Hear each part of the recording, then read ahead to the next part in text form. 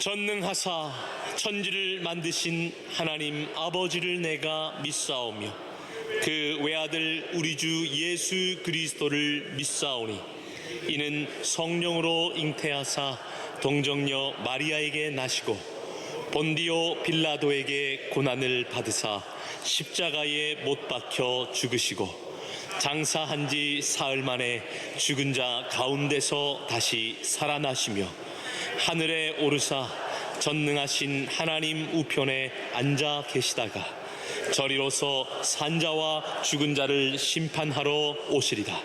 성령을 믿사오며 거룩한 공회와 성도가 서로 교통하는 것과 죄를 사하여 주시는 것과 몸이 다시 사는 것과 영원히 사는 것을 믿사옵나이다. 아멘. 구약성경 창세기 3장 22절에서 24절 말씀입니다. 창세기 3장 22절에서 24절 구약성경 사면에 있습니다. 창세기 3장 22절에서 24절 말씀 제가 봉독하겠습니다. 여호와 하나님이 이르시되 보라 이 사람이 선악을 아는 일에 우리 중 하나같이 되었으니 그가 그의 손을 들어 생명나무 열매도 따먹고 영생할까 하노라 하시고 여호와 하나님이 에덴 동산에서 그를 내보내어 그의 근원이 된 땅을 갈게 하시니라. 이같이 하나님이 그 사람을 쫓아내시고 에덴 동산 동쪽에 그룹들과 두루두는 불칼을 두어 생명나무의 길을 지키게 하시니라. 아멘.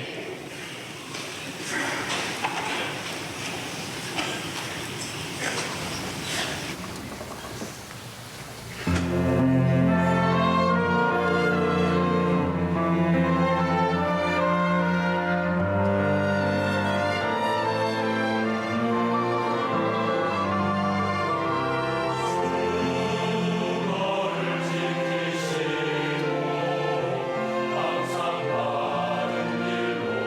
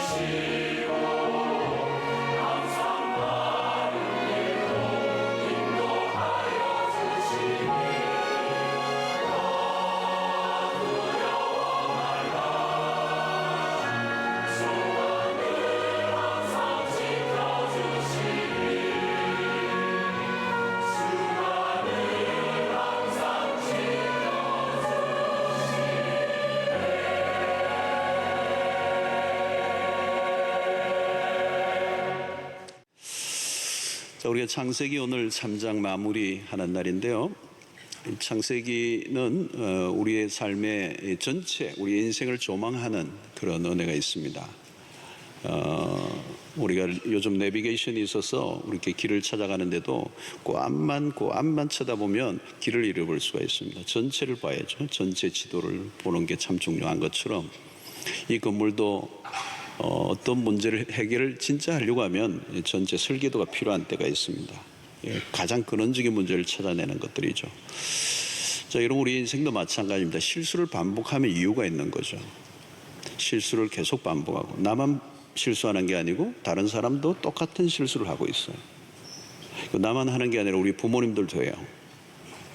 대를 이어서 그 실수를 끊임없이 하는 것은 인간 전체의 문제죠. 그것은 부부관계가 어렵다. 그게 오늘 문제가 아니고 나만의 문제가 아니고 모두의 문제.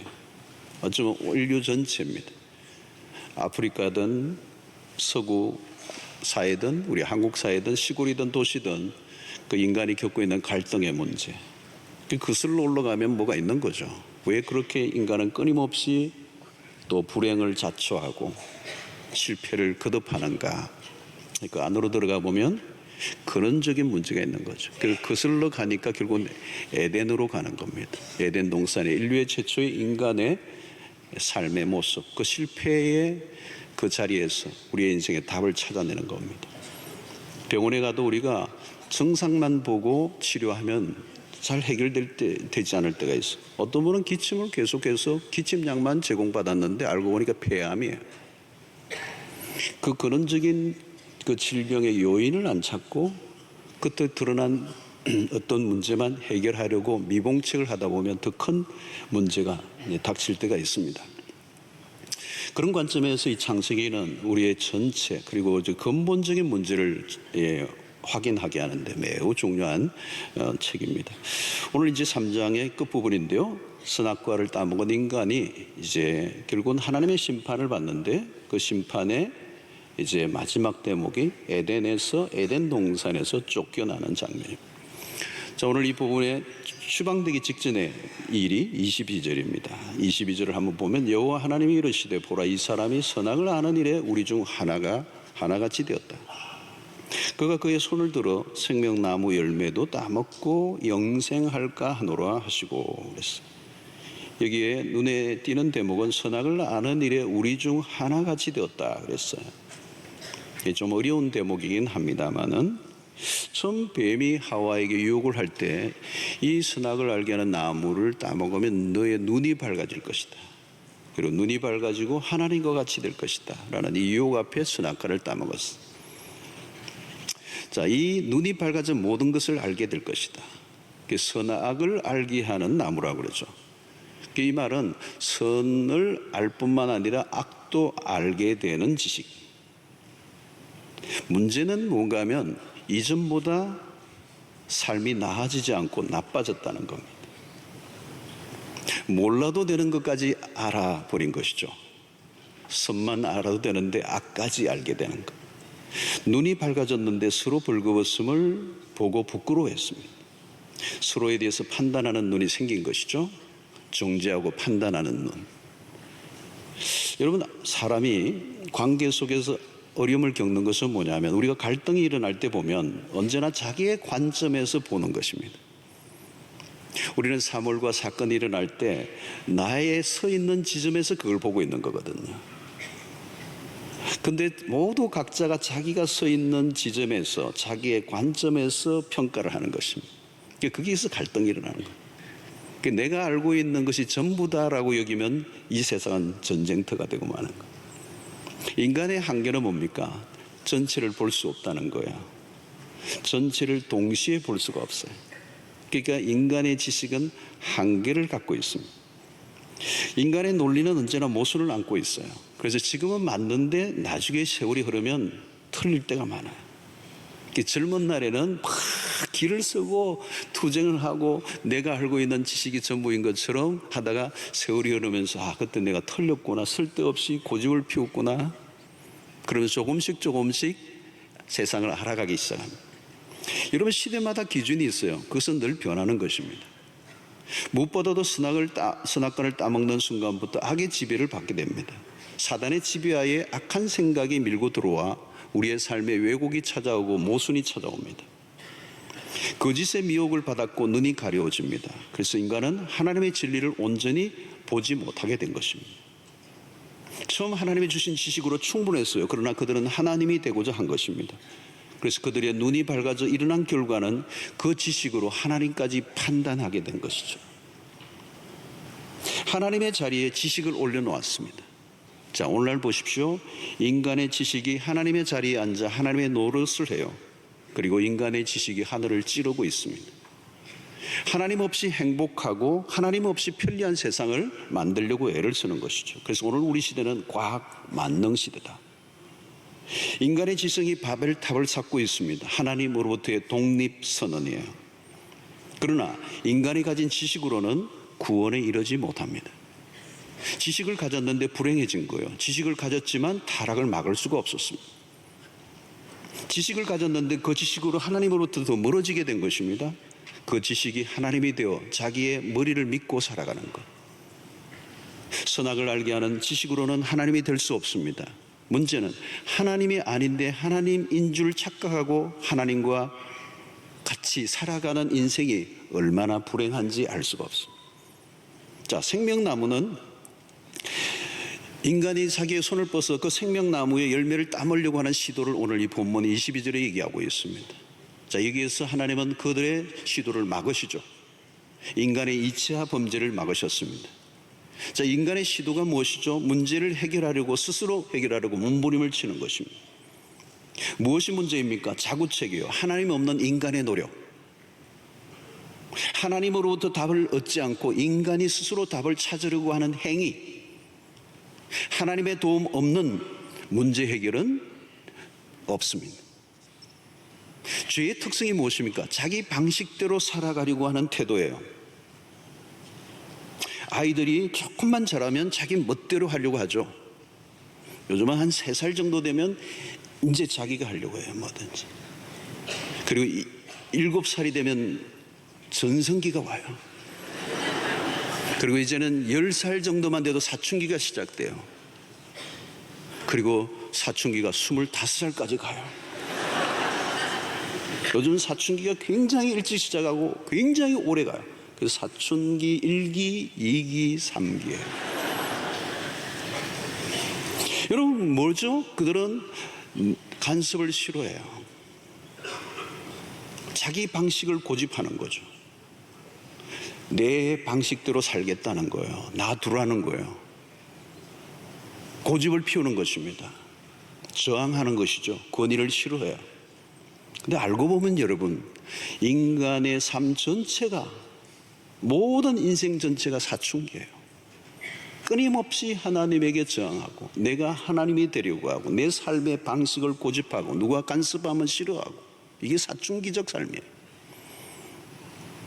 내가 하나님이 되려고 하는 시도, 하나님을 찾지 않고 내가 살 길을 찾으려고 하는 태도, 이게 죄의 모습입니다. 힘이 들고 고통 속에 있으면서도 하나님을 찾지 않는 것, 이게 죄예요.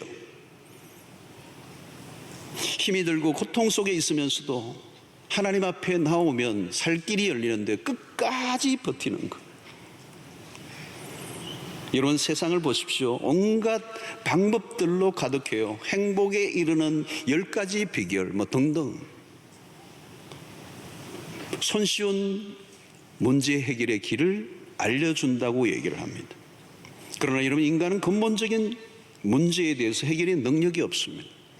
만약 가끔 누군가 알려주겠다고 한다면 그건 사이비이고 그런 가짜일 가능성이 많아요. 자, 왜 하나님은 생명나무를 따먹지 못하게 하셨는가? 생명나무의 열매를 먹으면 어떻게 되는 것입니까? 죄인이, 이미 죄를 지은 죄인으로서 인류에게 저주가 찾아왔는데 생명나무를 먹고 죽지 않는다면, 육체가 죽지 않는다면 그거야말로 저주죠. 죄인이 죽지 않고 영원히 살면 어떻게 되는 것입니까? 요즘 고령화 사회에서 새로운 이슈가 등장합니다. 그 이슈는 얼마나 오래 사느냐가 아니라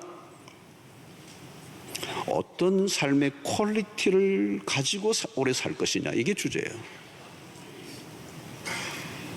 오늘 하나님은 생명나무를 먹지 못하게 영생할까 하노라.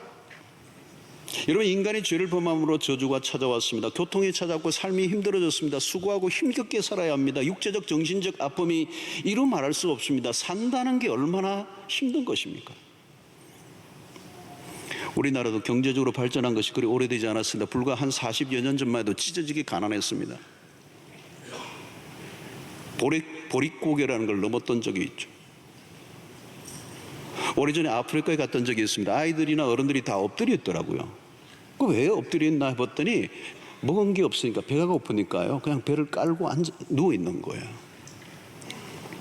우리 일행이 가서 축구공을 줬더니 역시 아이들이라 막 뛰어나가서 열심히 공을 차더라고요. 근데 조금 있다가 추장이 나오더니 금방 공을 뺏어가더라고요. 못 놀게 하는 거. 왜냐하면 알고 보니까 먹은 게 없는데 저렇게 뛰어다니면 쓰러진다는 거예요. 우리는 좋은 일을 하려고 했는데 알고 보면 그들에겐 좋은 일이 아니었습니다. 굶고 있는 아이들에게 운동은 사치였어요. 우리나라도 한때 뛰지 말라고 했던 적이 있습니다. 왜냐하면 배가 꺼진다고. 젊은 사람들 무슨 얘기인지 모르죠. 요즘은 먹을 게 넘칩니다. 근데 넘쳐도 문제예요. 힘들고 배고플 던 시절은 그때로 힘들었지만 요즘 뭐예요? 비만으로 인하여 우리는 죽도록 뛰어야 됩니다. 체중 조절을 하고 질병에 걸리지 않으면 힘겨운 운동을 해야 돼요. 지방을 태운다나요? 여러분, 얼마 전 해도요, 살찐 사람을 부자라고 그랬어요. 저분 부자인가 봐. 좀 넉넉해 보이는 분을 말해서 사장님 같아 그랬어요. 여러분, 굶주림도 고통이고요, 배부름도 고통이에요. 먹을 것이 해결되면 또 다른 문제가 생겨요. 인구가 적으면 적어서 문제고 많아지면 많아져서 문제예요. 죄인이 만들어낸 삶은 고통입니다. 죄의 문제가 해결되지 않은 채 오래 살면 그 결과는 뻔합니다. 그냥 오래 살기까지 한다면 그것은 고통이 더 길어지는 것입니다. 그래서 하나님이 생명나무의 열매를 먹지 못하게 한 거예요. 마침내 하나님은 에덴에서 인간을 쫓아내시죠. 24절에 보니까 이같이 하나님이 그 사람을 쫓아내시고 에덴 동산 동쪽의 그룹들과 두루 도는 불칼을 두어 생명나무의 길을 지키게 하시네요. 인간은 에덴으로의 추방을 당합니다. 에덴에서 추방을 당해요. 밀턴의 표현대로 실라권이. 인간이 겪는 모든 고통이 구체적으로 시작됩니다. 죄로 인하여 가져온 후폭풍은 그세요. 에덴에서 쫓겨남으로 인류는 영원히 아웃사이더가 됩니다. 여러분, 에덴에서 쫓겨나면 어디죠? 그게 광야입니다. 오늘 인류가 광야에 사는 거예요. 하나님으로부터 쫓겨난, 에덴에서 추방된 모든 인간은 아웃사이더예요. 우리는 걸어다니기 때문에 이 세상이 넓다고 생각하지만 모든 사람들은 어딘가 갇혀있는 노예적 삶을 사는, 에덴에서 쫓겨난 인간은 끝없는 유랑의 삶, 노숙자의 삶, 나그네의 삶, 고아적 삶. 여러분, 여행이 즐거운 것은 돌아갈 집이 있기 때문이라는 말을 하지 않아요. 하나님으로부터의 고립은 혹독합니다. 하나님의 보호와 공급이 끊긴 곳. 저주는 무엇입니까? 인간이 혼자 힘으로 스스로 살아가는 것, 그게 저주예요. 여러분, 혼자의 힘으로 산다는 것은 간단한 문제가 아닙니다. 죄를 지은 이후 인간의 삶은 결함투성이에요. 모순투성입니다. 뿐만 아니라 인간이 살아가는 환경 자체가 척박하고 거칩니다. 죽으라고 일을 해도 얻는 소득은 적어요. 그것만이 아닙니다. 주변에 상황이 악한 자들이 많아요. 힘겹게 일을 하고 얻은 그것을 노리는 약탈자들이 한두 명이 아닙니다. 요즘도 사기꾼, 도둑, 강도, 경쟁자들, 그리고 끌어내리는 자들, 위에서 짓누르는 자들로 세상은 넘쳐납니다. 에덴을 떠난 인간은 외롭습니다. 그냥 외로움 정도가 아니에요. 존재론적 외로움에 병들어 있는 겁니다. 관계가 다 단절되어 있어요. 함께 사는 것도 힘들고 홀로 사는 것도 어려워. 즐거움과 행복은 아주 짧고 아픔과 시련은 깁니다. 매일의 삶이 전투예요. 삶을 바꾸기 위한 인간의 노력은 계속되지만 알고 보면 언제나 원점입니다. 인류의 역사를 보십시오. 언제나 돌고 돕니다. 새로운 게 하나도 없어요. 나는 대단한 일을 이뤘다고 자랑하고 있을지 모르지만 누군가 한 것에 흉내를 내는 것에 불과합니다. 새롭다고 여길 뿐이지 새로운 것은 아무것도 없습니다. 전도서의 기자가 뭐라고 얘기합니까? 해 아래에 새 것이 없도다. 다른 것 같지만 비슷해요. 사람들은 변화와 진보를 꿈꾸지만 언제나 실패합니다. 그 사람이 그 사람이에요. 왜 그렇습니까? 죄 때문에. 죄인은 나이가 들어도요, 죄인이에요. 욕망의 문제는 간단하게 해결되지 않습니다. 먹는 문제에 늘 매여 살아가는 모습은 비슷비슷해요. 사람들이 모이면 그냥 미워하고 헐뜯고 싸우고 분쟁하고 갈등하는 것. 인류의 역사는 언제나 실패로 끝이 납니다. 삶이 힘들고 어려울수록 사람들은 절망이 깊어지죠. 그래서 기독교 변정가인 C.S. 루이스가 그런 말을 했습니다. 우리가 이 세상에 그 무엇으로도 만족이 안 된다면 우리는 이 세상을 위하여 만들어진 존재가 아니기 때문이다. 만약에 이 세상에 그 무엇으로 완전히 만족할 수 있다면 우리는 이 세상에 적합하고 이 세상을 위해서 만들어진 존재예요. 그러나 이 세상에 그 무엇으로도 만족이 안 된다면 우리는 이 세상을 위하여 만들어진 존재가 아니라 그 무엇인가가 있다는 거예요. 인간은 그래서 더 강력한 갈망을 해야 되는데 허접한 갈망으로 끝나버린다고 루이스는 얘기합니다.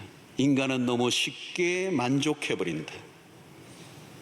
여러분, 세상의 것들로 만족하려고 하지만 금방 불만족에 빠지죠. 인간의 본능은 여러분 오히려 강합니다. 그 본능의 끝으로 가면 결국은 이 세상의 어떤 것으로 만족이 안 되고 갈증에 시달리는데 그 갈증은 무엇인가를 찾고 있다는 거예요. 여러분, 가장 큰 문제는 인간이 무엇인가를 갈망하는데 그게 무엇인지를 정확하게 알고 있지 못하는 거예요. 돈인 줄 알고 갔는데 그 갈망이 아니에요. 권력인 줄 알았는데 그 권력에 잘해가니까 내가 찾던 게 아니에요. 성공이 내 삶의 갈증을 채워주고 내가 원하는 그것인 줄 알았는데 그것이 내 인생의 근원적인 갈망을 채워주지 못하고 오히려 더 고통스러워하는 거예요. 무엇인가로 채웠는데 허전한 것입니다. 내가 원하는 것을 가졌는데 만족이 없어요. 그것은 무엇을 의미하는 것입니까? 그 무엇을 찾고 있다는 거예요.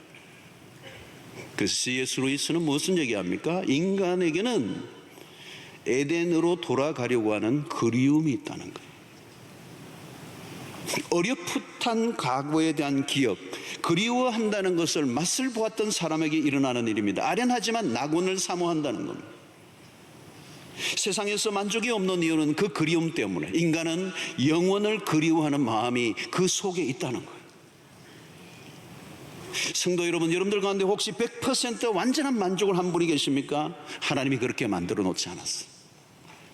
하나님을 떠난 에덴을 떠난 인간은 그 에덴으로 돌아가고자 하는 그리움이 우리 안에 나와 있어요. 파스칼은 그 얘기를 합니다. 인간은 누구나 단 한 번도 가져보지 못한 것을 그리워하지 않는다. 한때 맛보았던, 한때 손에 쥐었던 것을 그리워한다. 여러분, 인간에게는 상실감이 있습니다. 그 절망의 끝지점에서 무슨 일이 일어납니까? 에덴으로의 복귀를 갈망한다는 거예요. 오늘 우리의 이 세상에 어떤 것으로 만족하지 못한다면 우리 안에는 그 남아있는 어떤 그리움이요, 그 그리움은 에덴에서 추망을 당한 인간이 에덴으로 다시 복귀하고자 하는 그 마음, 그 열망, 그 갈망이 우리 안에 있다는 거예요. 자, 문제는 에덴에서 쫓겨난 인간은 다시 돌아갈 길이 막힙니다. 24절을 보십시오. 이같이 하나님이 그 사람을 쫓아내시고 에덴 동산 동쪽에 그룹들과 두루 도는 불칼을 두어 생명나무의 길을 지키게 하시니라. 인간은 생명나무를 먹고 열매를 먹고 에덴으로 돌아가고 싶어요. 그러나 하나님은 막으셔요. 에덴 동산을 차단하셨어요. 동산 동쪽의 그룹들, 이 그룹들은 천사들이 동원해서 에덴을 지키고 있어요. 두루 도는 불칼은 뭡니까? 360도 회전하는 칼이에요. 불칼, 빈틈이 없이 지키고 있다. 하나님이 인간의 진입을 조금도 허락하지 않았습니다. 희망의 차단이죠. 에덴을 철저하게 봉쇄하는 것. 어떤 인간의 노력도 허사가 될 것이다. 죄를 지은 인간은 징벌을 받는 것이죠. 에덴으로 돌아갈 수 없어요. 자, 그러나 인간은 에덴에 대한 그리움이 있습니다. 에덴에 대한 목마름이 있어요. 현실에서 불만족을 느낄수록 그리움은 깊어집니다. 우리가 아무리 모든 것을 다 가져도 누려도 이 세상은 천국이 아니기 때문에 유명한 토마스 모어가 지은 유토피아. 유토피아라는 말을 우리가 잘 압니다. 유토피아. 이 헬라어예요. 있는 것 같지만 없는 거예요. 아주 좋은 이상향이지만 현실적으로 존재하지 않는 이상의 나라. 그래서 이 유토피아라는 말을 만든 것은 이 세상에 유토피아는 없다는 걸 알려주기 위해서. 인간은 무엇을 해도 쉽게 만족하지 못합니다. 아무리 좋은 것을 가지고 있어도 곧 식상하고 맙니다. 그것은 더 좋은 세상에 대한 갈망을 하나님이 우리 안에 남겨놓으셨기 때문에. 여러분, 인간은 스스로 망친 세상을 복구할 능력이 없어요. 파고드는 죄의 힘 앞에 무력해집니다. 죄에 가난한 인간은 전적으로 무능합니다. 인간이 더 나은 삶을 위해 별 방법을 동원해도 불가능하다는 거예요. 여러분, 교육을 시키면 사람이 더 나아질까요? 아니에요. 사회 시스템을 바꾸면, 조직을 강화하면 세상이 달라질까요? 세상에 변화가 올까요? 여러분, 인간의 노력만으로는 길이 없어요. 우리가 자칫하면 간과하는 것이 있습니다. 그것이 뭔가 하면 죄의 문제를 가볍게 취급하려고 하는 태도예요. 그러나 여러분, 죄의 문제는 그렇게 간단하지 않습니다. 적당히 노력함으로 죄 문제가 해결될 수 있다면 세상은 놀랍게 변화되었을 것입니다. 인간을 이토록 혼란과 고통을 반복하며 살아가도록 만들었던 그 힘은 어디예요? 죄의 힘이에요. 죄는 우리를 기쁜 수렁에서 빠져나오지 못하게 한다는 거예요. 한번 시작된 죄의 추진력을 막을 길이 없습니다. 죄로 인하여 인간은 계속 어려움에 말려듭니다. 고통은 끝없이 반복되고 이어지고 있다. 아무리 조심해도 실수를 막을 길이 없습니다. 문제는 세상은 그 원인을 알지 못해요. 세상에 무엇인가 심각하게 문제가 있다는 걸 알지만 그것이 왜 그렇게 되었는지를 알지 못한 채 살아가는 거예요. 여러분, 우리가 창세기를 통해서 놀라운 주제를 우리는 습득하게 됩니다. 첫 번째는 하나님의 창조, 그리고 인간의 타락. 여러분, 이 인간의 하나님이 기가 막히게 창조한 이 창조의 세계 다음에 일어난 인간의 타락, 인간의 실패, 그리고 그 다음에 일어나는 하나님의 회복, 구원의 역사. 이런 창세기의 매우 중요한 주제일 뿐만 아니라 성경 전체에서 얘기하려고 하는 핵심적인 주제는 뭐냐면 하나님의 창조와 인간의 타락과 그리고 하나님의 구원. 키워드예요. 창조와 타락과 회복. 이런 창조에 이은 인간의 타락이 만들어온 참상을 우리는 보았습니다. 오늘 지금 세상에서 들려오는 모든 소리에 우리는 탄식과 신음소리를 듣게 됩니다. 여러분, 어느 가정이나 어느 사회나 들어가 보시면 그것에는 깊은 절망과 좌절과 신음과 고통과 탄식이 있어요. 요즘 우리 한국 사회 안에서도 우리의 사회 안에 겪고 있는 이 고통들, 여러분, 어느 가정이나 들어가 보세요. 그 가정 안에. 그리고 우리의 과거를 한번 떠올리려고 하면 과거에 좋은 경험도 있지만 정말 견디기 힘들었던 순간들이 새록새록 떠오르나요? 지금도 세상은 신음소리로 가득합니다. 로마서 8장을 보면 피조물들도 썩어짐의 종로로 타는 가운데 회복을 기다리고 탄식한다고 그랬습니다. 그래서 로마서 8장에는 3중 탄식이 있습니다. 첫 번째는 피조물의 탄식이에요. 왜 피조물이 탄식하는가? 인간이 타락함으로 이 땅이 다 오염되고 황폐화되었기 때문에 인간의 회복을 기다리고 있는 거예요. 그래서 그 회복이 될 때까지 피조물들이 탄식하는 겁니다. 오늘 또 여러분, 온 지구촌에 일어나는 이 피조물들의 참상들이, 고통들이, 심지어 그 피폐한 그 환경 속에 죽어가는 동물과 우리의 만물들을 보는 겁니다. 그들이 탄식하고 있다는 거예요. 인간들의 회복을 기다리고 인간이 회복되면 그 땅이 회복될 것을 피조물들이 알고 있기 때문에. 뿐만 아니라 고통 속에 살아가는 인간의 탄식, 그리고 인간에 대한 성령의 탄식. 여러분, 고통하는 세상을 보면서 무엇을 느낍니까? 이것으로 끝나면 안 된다는 거예요. 탄식이란 무엇인가를 갈망하고 있다는 뜻입니다. 인간은 원초적으로 향수병을 앓고 있다. 우리는 영혼을 위해 살기 위해 존재되었기 때문에 이 세상이 전부가 아니라는 것입니다. 만약 여러분, 이 세상에 사는 것으로 전부고 이 세상에 살아가는 것이 끝이라면 우리의 인생은 비극이에요. 그렇지 않아요, 여러분? 이 땅의 삶으로 모든 게 끝나버리고 만다면, 이 세상에 살아가는 80년, 90년의 생애가 그것이 전부라면, 여러분, 그건 저주예요. 사람들마다 저마다의 삶의 꿈을 꿉니다. 계획을 합니다. 악자까지 그 꿈을 이루기 위해 노력해요. 일평생, 그죠? 어린 시절부터 공부하고 취직하고 살아내기 위해서 몸부림치고 계획을 세우고 몸부림치고 땀을 흘려요. 목표에 도달합니다. 때로는 못하고 좌절하기도 하지만 목표에 도달합니다. 그리고 또 다른 목표를 세웁니다. 그리고 끊임없이 노력합니다. 그 다음. 그러나 여러분, 더 이상 아무런 계획을 세울 수 없는 순간이 와요. 그것이 바로 죽음이에요. 다음에 무엇인가를 기대하고 꿈을 꾸고 노력할 때는 좋았어. 그런데 그 모든 것들이 끝나는 순간이 옵니다. 죽음이 무엇이죠? 그동안 이루어 놓았던 모든 것을 무산시킬 뿐만 아니라 더 어떤 꿈도, 더 어떤 계획도, 더 어떤 시도도 할 수 없는 순간이 오는 것. 여러분, 그 다음이 없다면, 여러분, 많은 사람들은 그 다음이 있었기 때문에 살아왔던 거예요.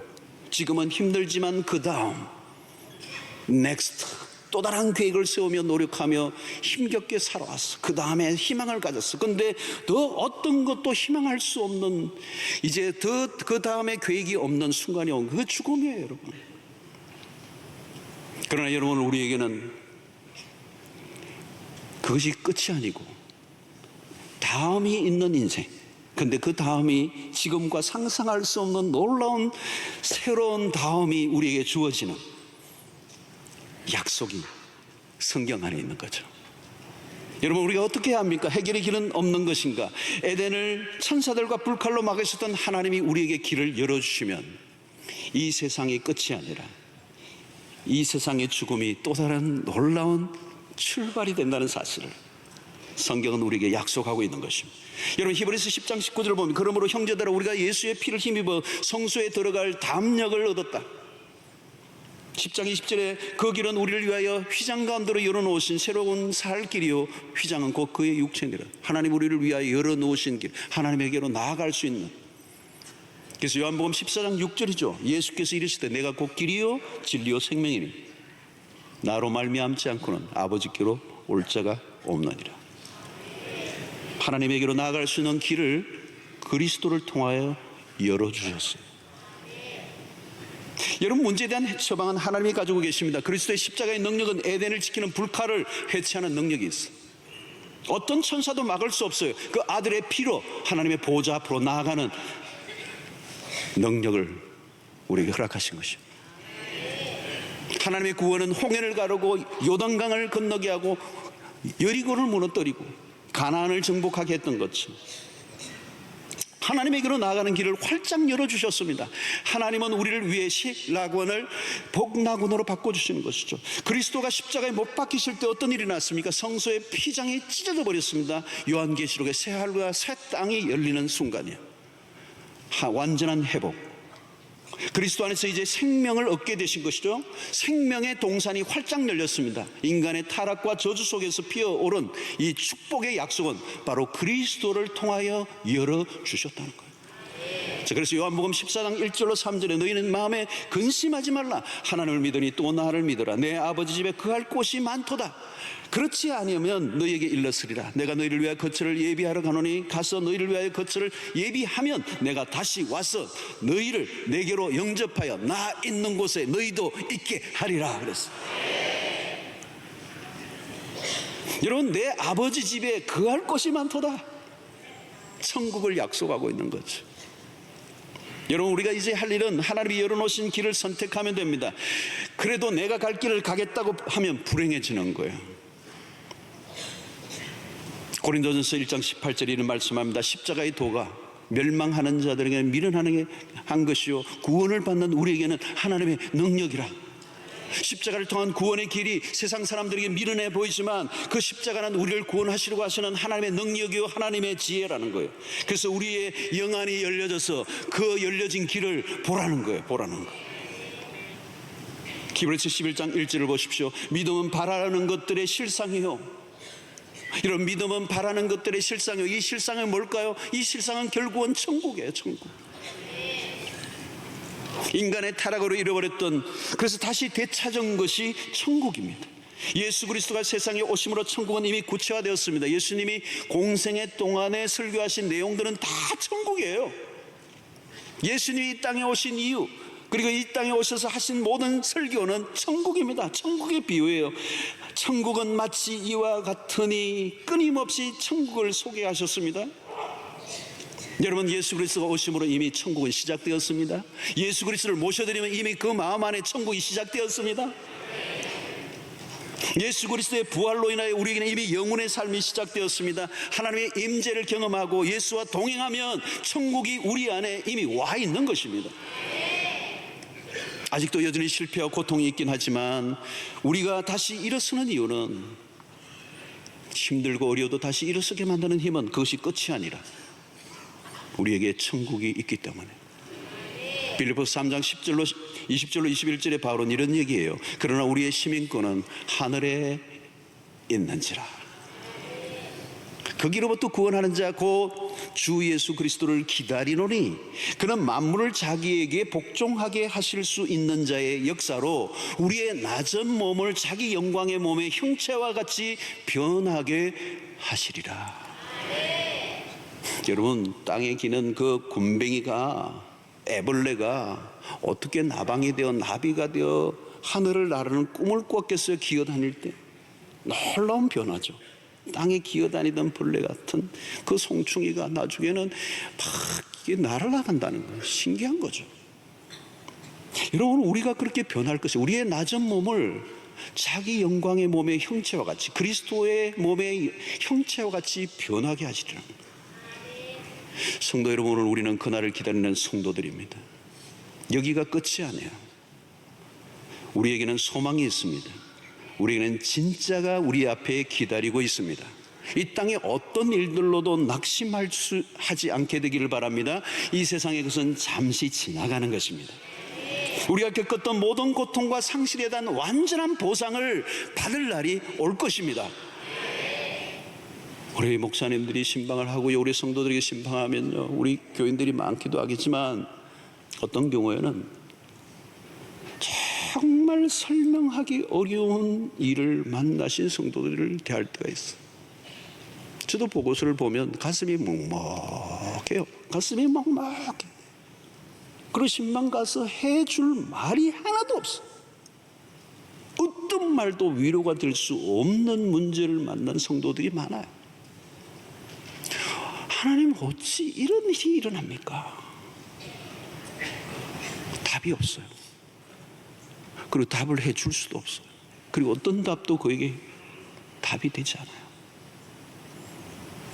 여러분, 그러나 한 가지 답이 있어요. 믿음으로 살았던 사람들에게 한 가지 답은, 우리에게는 천국이 있다는 거예요.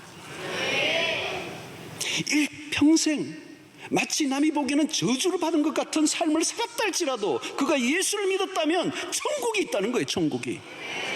아무리 세상에서 화려하게 굉장히 떵떵거리며 살았다 할지라도 그가 천국을 누리지 못한다면 그는 불행하고 저주예요. 그러나 이 땅의 삶이 아무리 고통스러워도 예수를 믿고 하나님의 약속을 받은 자라면 그에게는 천국이 기다리고 있는 거예요. 여러분, 기독교 신앙은 내세적인 거예요. 현실이 아니에요. 여기에서 이 땅에서 잘 먹고 잘 살고 다리 뻗고 사는 것이 우리의 목표가 돼요. 이런 바울 사도를 어떻게 설명하겠습니까? 독신으로 끊임없이 감방을 오가며, 그리고 지하의 습기찬 곳에서 감옥에서 고문을 당하고 죽을 고비를 수도 없이 넘기고 배고프고 파산하고. 그러나 여러분, 그런 불행한 사람이 아니었어요. 그는 오늘 이게 표현처럼 그 영광의 날을 기다리고 있는 거죠. 여러분, 로마서 8장 18절을 보십시오. 로마서 8장은 기가 막힌 것이지만 로마서 8장 18절에 이런 말씀은, 생각하건대 현재의 고난은 장차 우리에게 나타날 영광과 비교할 수 없도다. 여러분, 바울 자신이 현재의 삶의 고난은 말로 다 할 수가 없었어. 인간적으로 보면 불행한 게 사람 같던 사람이었지만 그 고난, 내가 당하고 있는 현재의 고난은 장차 우리에게 나타날 영광과 비교할 수 없도다. 장차 우리에게 다가올 천국의 그 영광을 맛보면 오늘 우리의 고난은 아무것도 아니라는 거예요. 교부 크리스토스돔이 그런 얘기를 했습니다. 이 땅에 살아가는 모든 사람들이 겪었던 모든 고난을 다 묶어도 하나님의 나라의 단 1초의 영광에도 비교가 안 된다는 거예요. 그 정도로 하나님의 영광은 강력한 것이라는 거예요.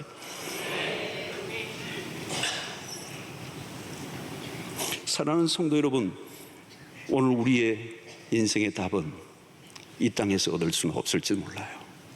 믿음으로 살아갈 때 때로는 힘들고 때로는 어렵고 억울하고 말로 다 할 수 없는 시련과 고통이 오지만 이 세상의 어떤 것으로 답을 얻으려고 하지 않고 하나님의 백성들에게는 하늘이 있다는 사실, 천국이 우리에게 기다리고 있다는 사실, 여러분, 이것은 믿음의 눈이 열려야 되는 거예요.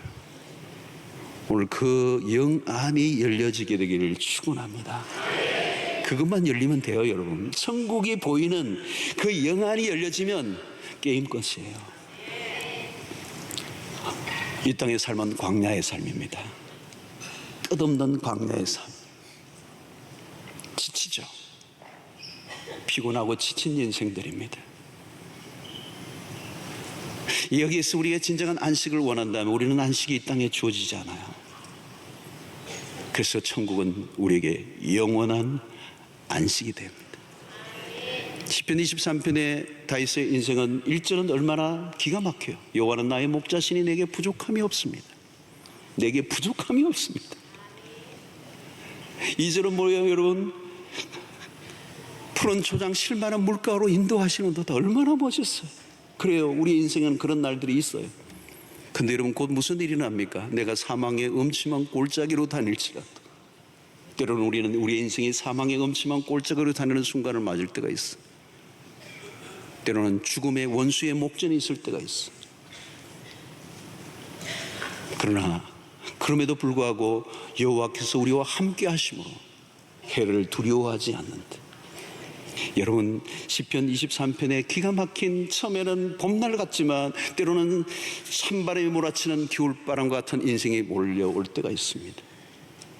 그럼에도 불구하고 시인의 마지막 고백이 중요해요. 6절에 내 평생에 주의 선하심과 인자하심이 정녕 나를 따르리니 내가 여호와의 집에 영원히 거하리로다.